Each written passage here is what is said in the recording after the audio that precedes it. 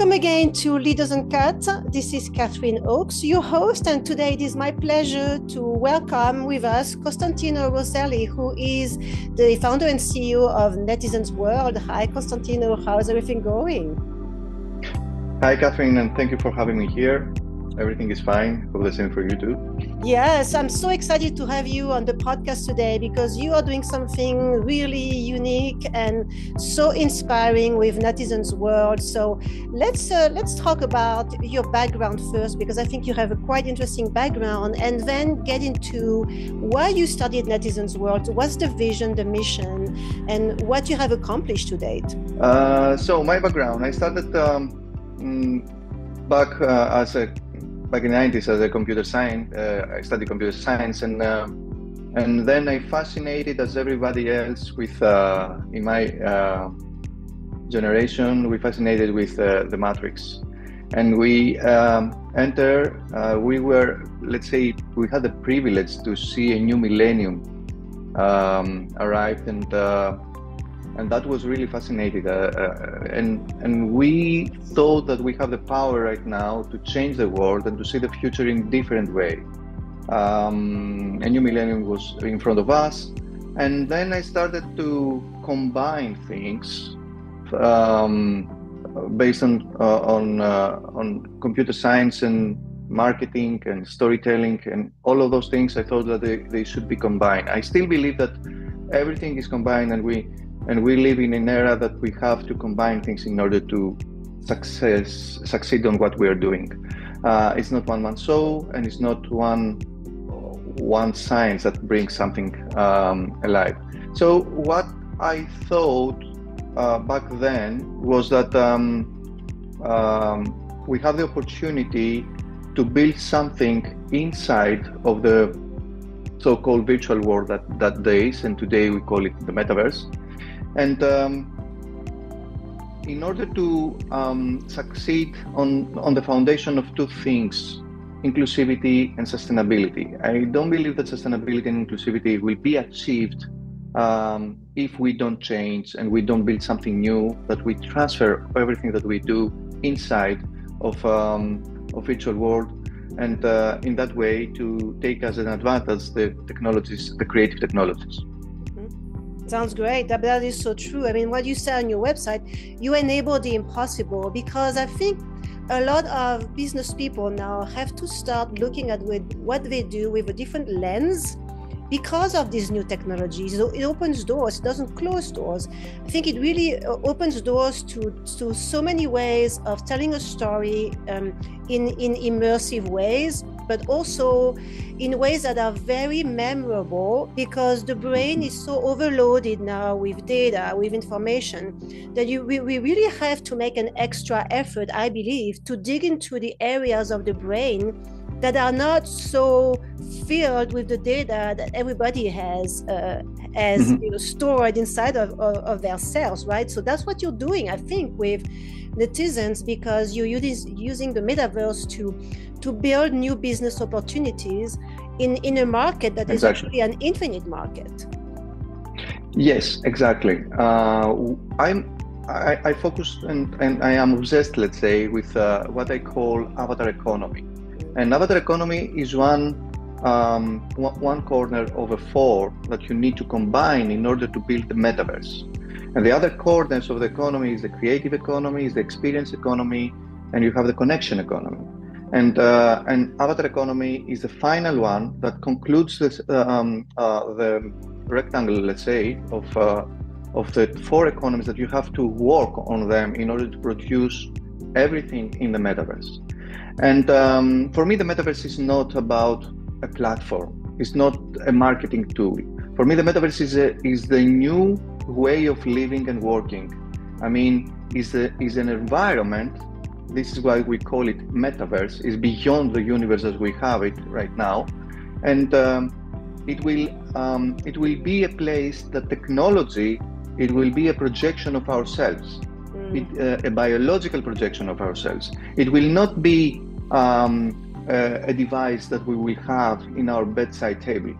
It will be something that we will connect with that, living and working in that way, and we disconnect when we want it.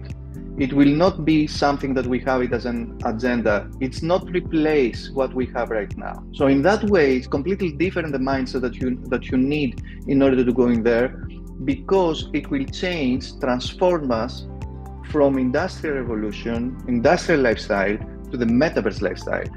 And this is why we call it netizens, because we transform from citizens, where the people are connected around one source, which is the factory, the corporate, the school, or whatever it is, to netizens, that we don't anymore connected to one source of power, but we are the power, and we connect with other people individually or entities or anything, but we are we have infinite connections and infinite projections, because we can have a million avatars. Yes, And 200 million avatars. That is so true. It's huge. And in this way, I would like to say something here. Today, to have money is something cheap. The money is cheap, because why I'm saying that is no, money, there are people that they don't have and struggling to have it. Yes, but in the old school, in the old ways, in the old world, in order to make money, you need to go to study, to find a job, and to have a career.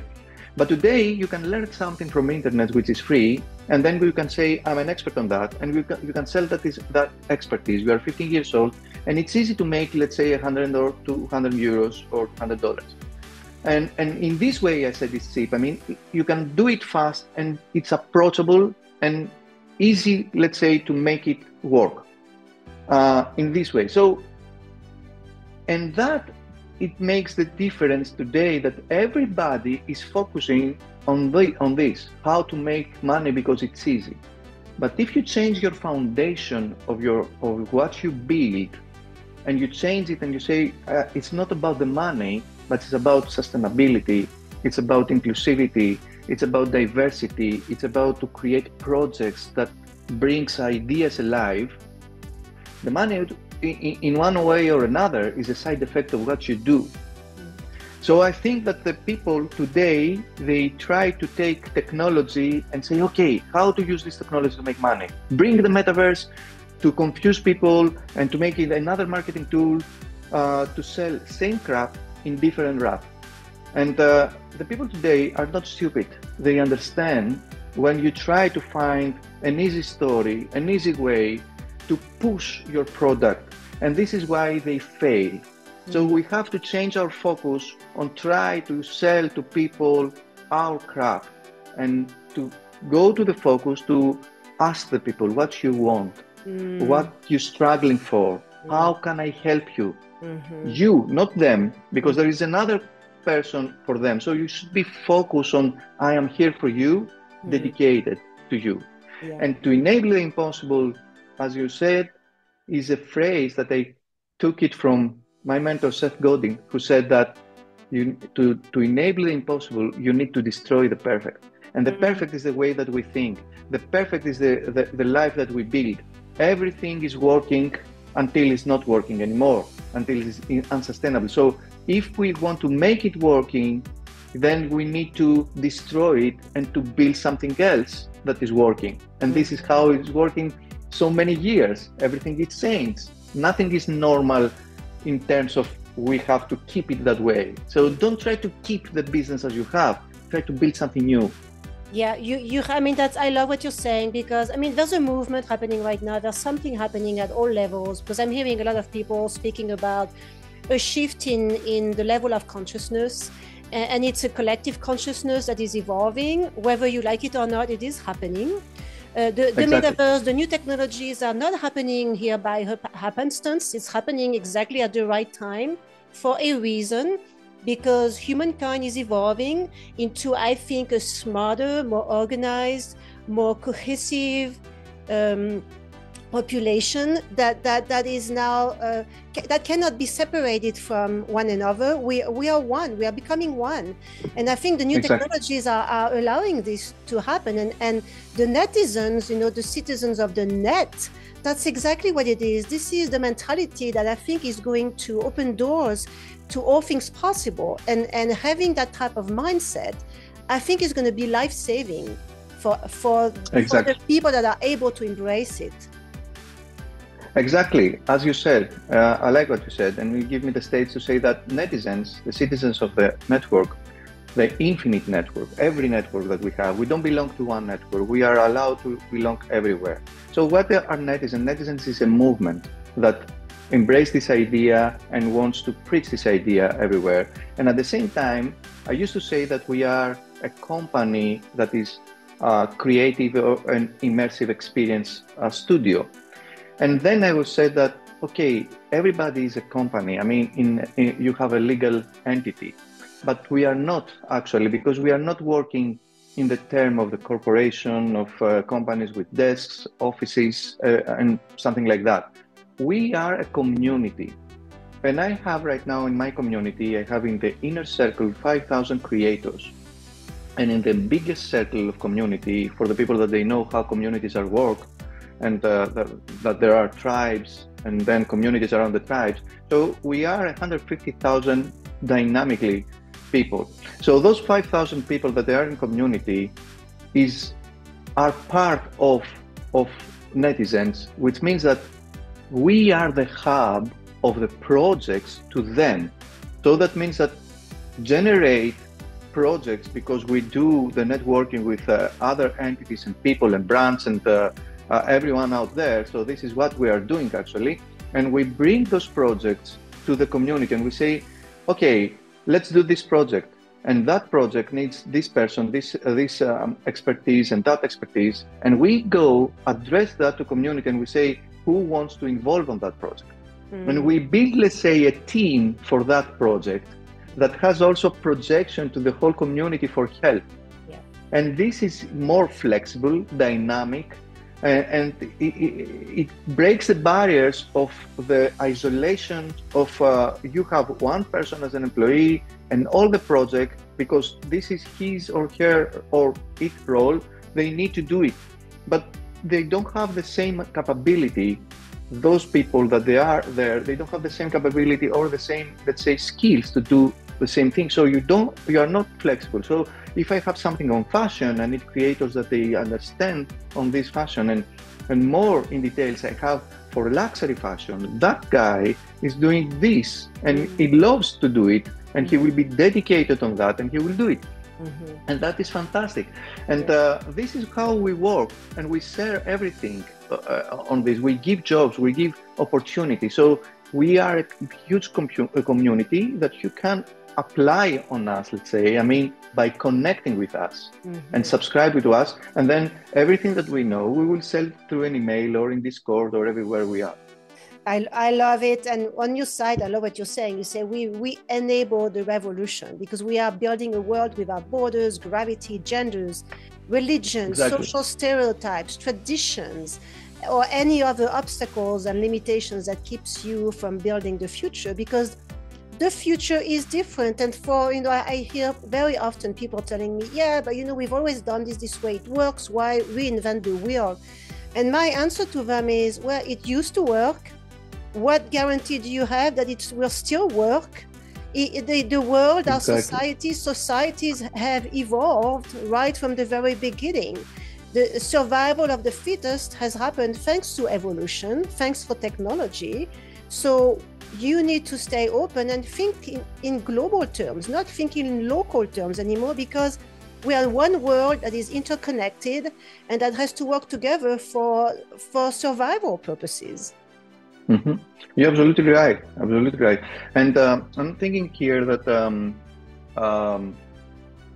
we are moving to the future, as you said, but we have to build. I used to say that if you cannot change the status quo, the establishment is there and it's working. It's really difficult for them to move to another idea. I understand them. I reach the point that I understand them. It's okay. I forgive them. They forgive me. It's okay. But I used to say that you can't change the status quo, but you can ignore it because of technology. If you want to broadcast yourself, you can go outside with YouTube. We are here in podcast. We don't need permission to someone, from someone. We can pick ourselves and go out there and say, hi guys, I have this value. And because they learn they taught us that I have to have a validation, a certification from an institution, and then to ask for permission. Can I come to your job? And can I be an employee? Today, you don't need to do that. And I saw a really cool post last week in LinkedIn, which is, for me, LinkedIn is so conservative, focusing on finding jobs.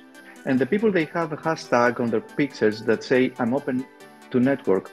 Yeah. And there was one lady, I think, that says, guys, it doesn't help me because I'm not looking for a job. But it helped me if you create a hashtag that says, I'm a freelancer. I have a job.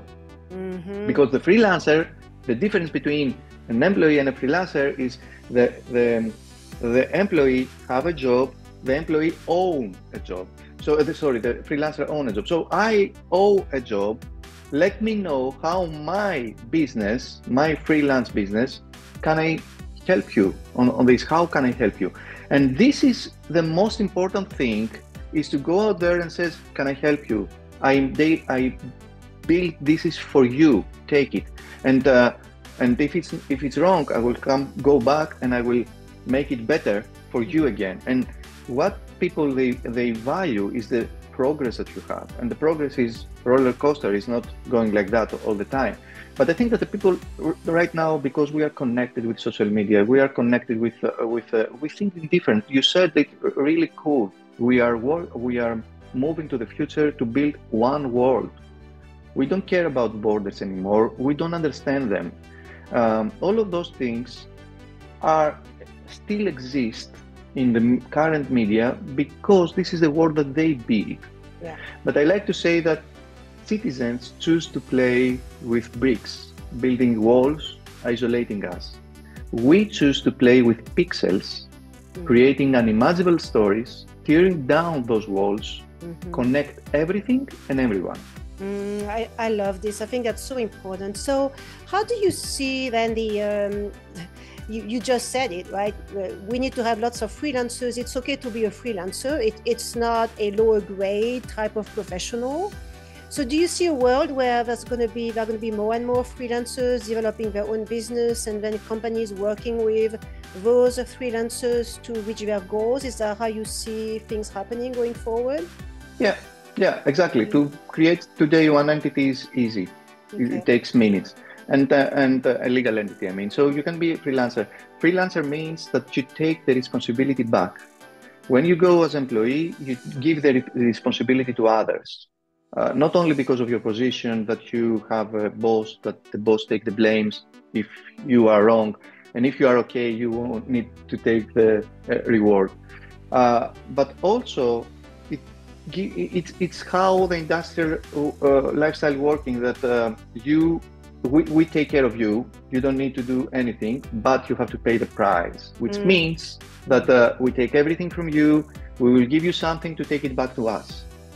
And we can spend a lot of days to speak about how this work that is not for the moment, but we have to accept it is working like that. So freelancer for me is a great opportunity to take your responsibility back. And then you can be a contractor. I remember once that I went to someone, they says, I would like to hire you. And I said, I don't want to be hired. I would like to have a contract with you 3 years. And he said to me that, yes, but if you have a contract, maybe you can leave. And I said to him, if I am an employee, can I leave too? I don't know. And he said, you're right. He never thought like that. So we have a stereotypical mindset, thinking some things, but are not like the way that we thought about it. And to be freelancer, as you really great said, is not downgraded. It's really powerful. You owe something. What you're afraid is that you have to pay for everything from yourself. This is a part of responsibility. This is a part of effort. Yeah. And it's not for everyone. No. It's for the people that they would like to serve value. They would like to do what they do. Yes. I'm not saying that, don't get me wrong, that I don't say that don't go to find a job. Jobs are really okay. They pay your bills and helps you to build your freelance and later on your business. You need to create your legacy. You need to build your stage. But to do that, you need a foundation. Why you do it? This is the most important thing. If you do it just to make money, you cannot come with amazing ideas. You cannot bring value on the table, because the tribe it will understand that you're not belong there, and that you are a fraud and you came only for the money. And that is not working like that. I remember once that I have a client that she has a factory that creates leathers, and she told me that, okay, let's go to Harley Davidson, because they to take a big job to create, vests with leathers, everything about leather, whatever. And I said, yes, it's a great opportunity, but you don't belong there. And because Harley Davidson is a close community, that they have strict rules about their members, they will understand that you are not part of them, and they will reject you. And that will be really huge rejection for you, because it's Harley, it's not just a company. And she didn't understand that, and she went and she did it by herself, and then she understand with the hard way that it's not working like that. So we have to understand that it's not only about money, it's also the people, the value, they follow you. This is the most important. And something else about technology. Technology is not about technology, actually. It's about the sustainability. So when we understand that the things that we live are unsustainable, the way that we live is unsustainable, then technology is there to help you create something sustainable. An example of that is when we have a pandemic and we discover the remote work. The remote work didn't discover by pandemic, but by laptop. And laptop was there 15 years ago. So what pandemic did, it was to force us to use a technology that was already there. And because we said that right now we need it, we invest on that, and then we make the systems better. And this is what happened with technology. When people realize that the systems that they live are unsustainable anymore, they seek for alternatives, and technology is there to help them do it.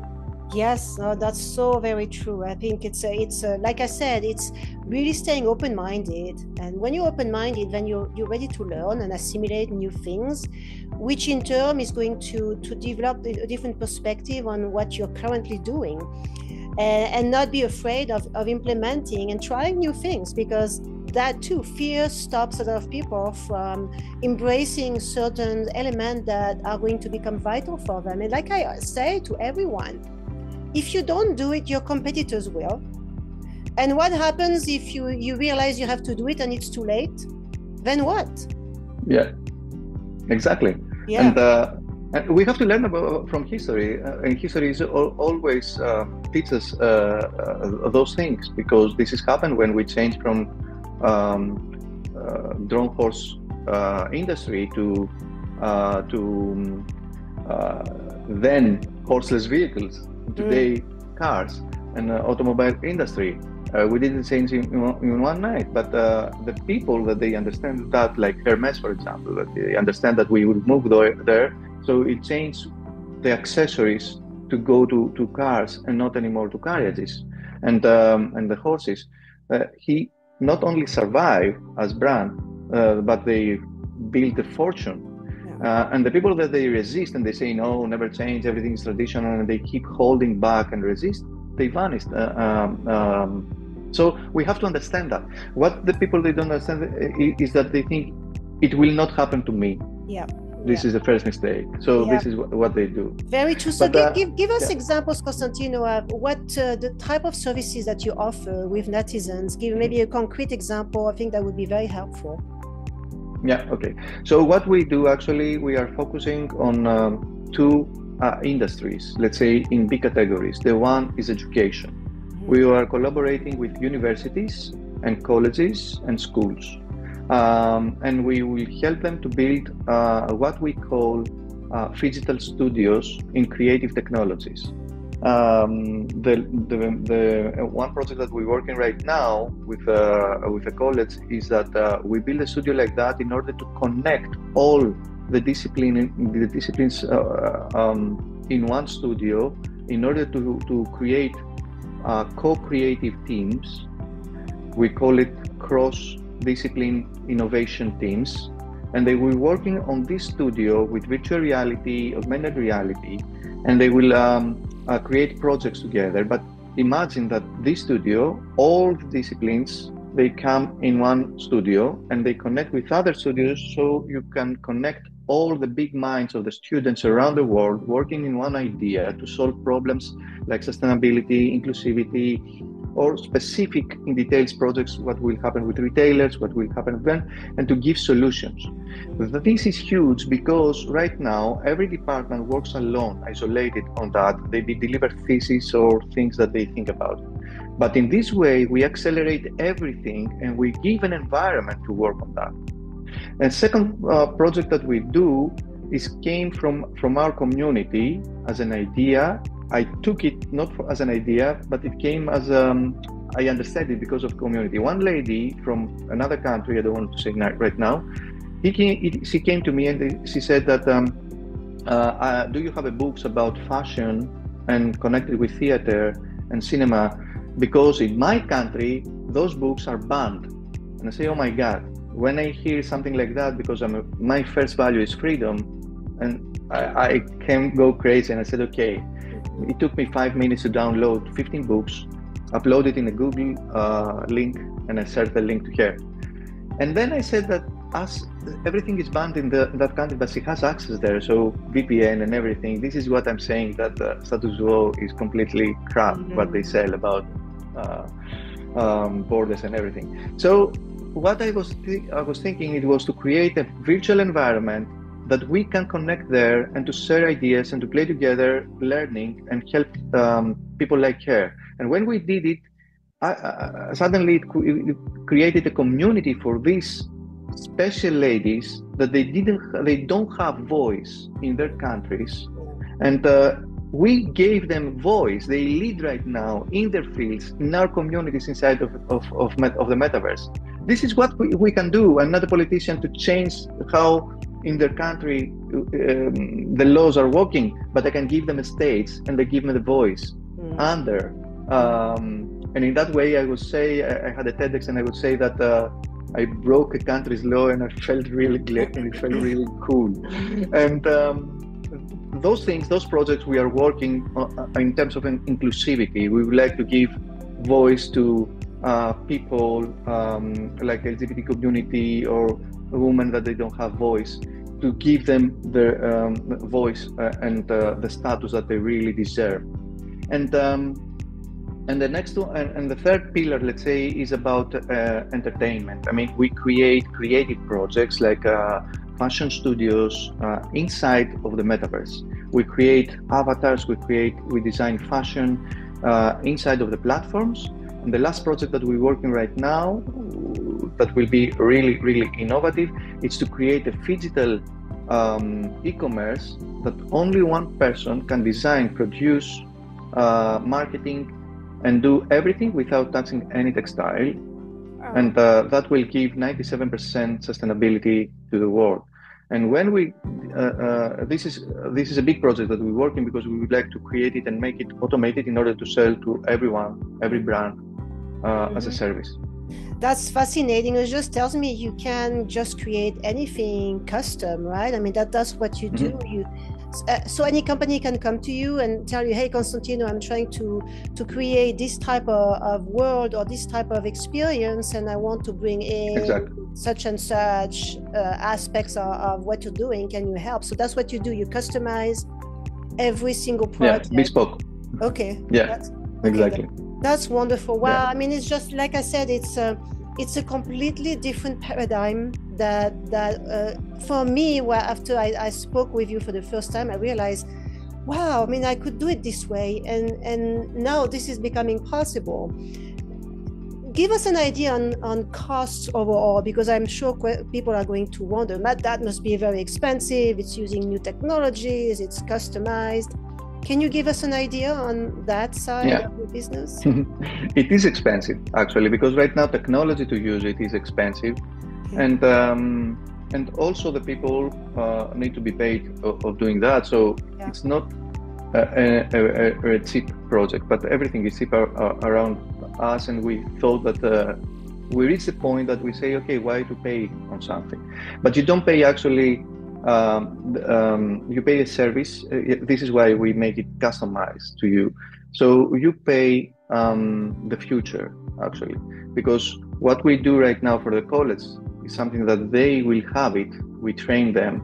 They pay us for 3 years in a contract to build it, to train the people, to give them new direction. So in this college, for example, there wasn't any creative technology. And when you have a creative technology, that means that you open a new direction. So you have new disciplines, you have new students, and you can speak to everywhere in the world. And we took that college from a local phase to a global phase.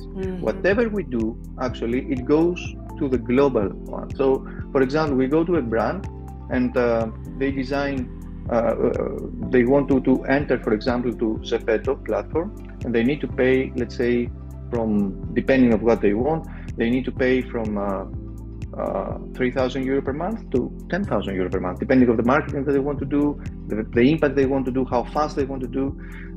So if they want to design every, let's say, 10 pieces of collections every week, this is, and they want to succeed to sell 1,000 items per month and to reach $30,000 per month in 6 months duration. That means that they have to pay a lot in order to succeed. But what they have to understand is that after those 6 months, you don't need to pay anymore. It works by itself. I mean, you need to pay just to maintain, but everything goes up because the avatars are infinite. And when we speak about Zepeto, we speak about 400 million avatars. And those 400 million avatars, imagine every month, 67 euro, but they sell for 24 hours this collection to 1 million people. 1 million avatars. 1 million multiplied with 67, bingo. So we have to understand that you need to invest. It's an investment. It's not about to create something, another marketing campaign. This is what I'm saying. So you develop a new kind of brand, a new kind of entity inside of what you're doing right now, and you create a new direction to take your people, to lead your people, your customers, your clients in a new way. So you build also loyalty, because we are experts on building storytelling. We build stories, and storytelling builds loyalty, builds communities, and this is yours. So after 1 year or 2 years, you will have huge, let's say, exit from your investment, and then you build something new. You have return on your investment. Yeah, you have return, exactly. And like you say, it is an investment. It is a long-term investment. Plus, what I find fascinating is technology is evolving so quickly. For example, if you want to go into the metaverse now, you have to wear those big goggles, and then you are in a 3D environment. But soon, and it's already there, we just have to commercialize it and make it mainstream. We're gonna have small glasses, just like mine. And then you can walk in the streets of New York and press your button, and then suddenly you are in a 3D environment where you will see those huge billboards with a lion jumping at your face. It feels like it's real. So that is here, that's coming. And you have actually cities like Shanghai. I think Shanghai has a whole area within the city where they have made this possible, where people can walk and you have that 3D experience right from the get-go, which changes everything, because companies, whatever industry you are in, you can really leverage that to showcase your product, to bring an experience that people have never had, to generate dreams again. I love it personally because it changes the way you live your life, and it gives you opportunities to experience something that you have never experienced before, that is very positive, enlightening, and motivating for me. It makes me feel alive again. I love it. Exactly. Well said. This is the mindset that we have to have. I mean, we don't need to afraid the change that is coming, because those are the changes that happening all the time in history, and we have to understand that this is another one change that moves us ahead, because the evolution, as you said, we want to live a better life. We don't want to keep what we have, and at the same time to have diseases, to have all the problems, emissions of carbons and environmental impact and climate change, poverty, wars. All of those things are side effects of the way that we live, the way that we don't care, the way that we scroll in our internet. We don't build internet and social media just to scroll around of the content, but we need to build content that educate people, entertain people, and make people live better, not just to make them sleep and do the job that we want. We don't work anymore for the big factories or the big corporations or the big like that, because that was the past. Henry Ford built it, and built it really well, the assembly line and the schools and interchangeable people and everything. That was fantastic. It makes us all what we are now. But we reach a point that this system needs to be changed because we need to evolve, because this is what we are doing. I want to live more years, better years, have more connection with people, and I don't want to keep any tradition that is not working anymore. And this is what we have to understand. And as you said, Sankai, they already understand all of those things there. If you take a look of what they are doing, this is fantastic. Everything's fantastic. And as I said, the foundation, the key of the foundation is inclusivity and sustainability. You can't have inclusivity if you continue to do what you have. You can't have foundation sustainability if you still try to save the way that you build things. No, let it go. Build something else. And another thing that you said very well was that your competitors will be there already. I mean, they will do it, and the glasses are coming. If you don't invest right now, if you don't build a foundation, your people, they will leave you when somebody else do it. Yeah. And right now, so I mean, true. in fashion, that is my expertise there, and I always look at that, and I really love that industry. They do it wrong because the old organizations, they do it wrong. They invest right now to re-engage their old clients because they fail to speak to the new generations. And what they came with as an idea is to re-engage the old clients. And I was thinking, you know something, there is the harsh truth that the old customers decline more and more because we are dying and we are aging. So that means that I don't have something else to give you. So why you keep invest to keep what you have? It looks desperation. And that is not good.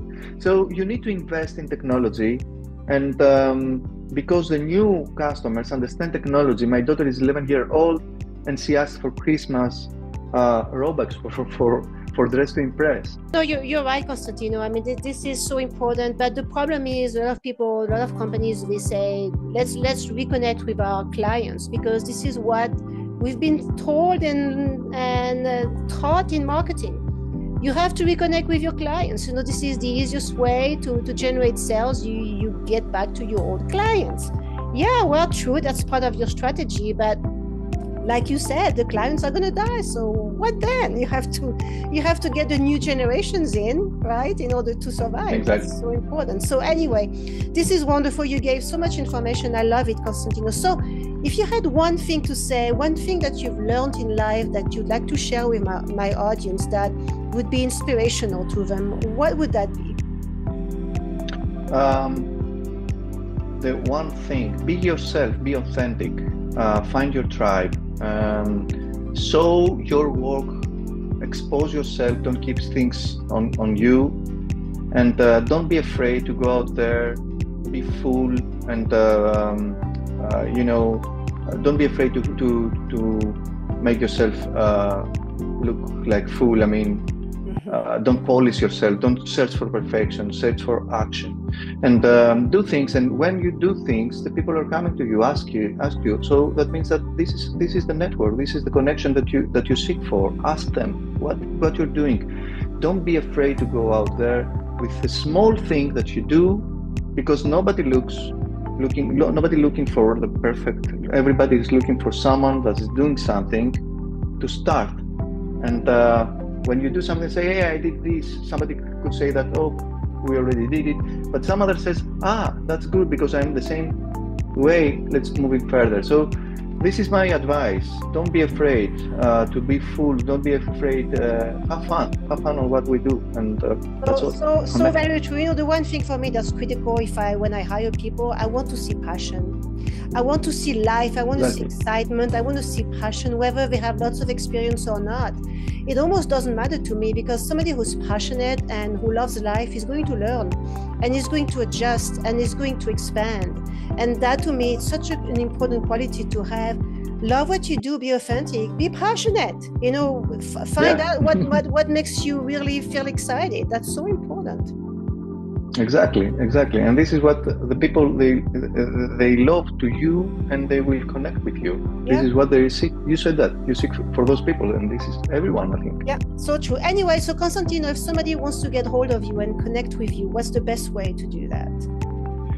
My LinkedIn, my site, my website, CostantinoRoselli.com, Netizens website, NTZNS.com, and we are coming with a new website right now, and also my WhatsApp. Everything is open. I'm really open in the social media way to connect. I'm not so good on pick up the phone. I think that is waste of time and all traditional way. I'll try to keep it in today. So yes, I'm very open, and I always say welcome to people when they contact me. Sounds good. Thank you so much. It was just such an enlightening conversation. I really appreciate it. Thank you so much for your time. And I hope everyone you enjoyed the conversation with Costantino.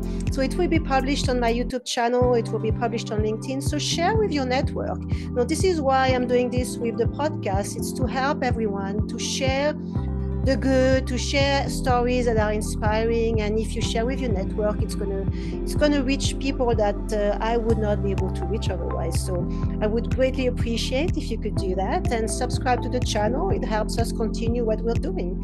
Again, thank you everyone. Thank you so much, Costantino, and we will see you next time.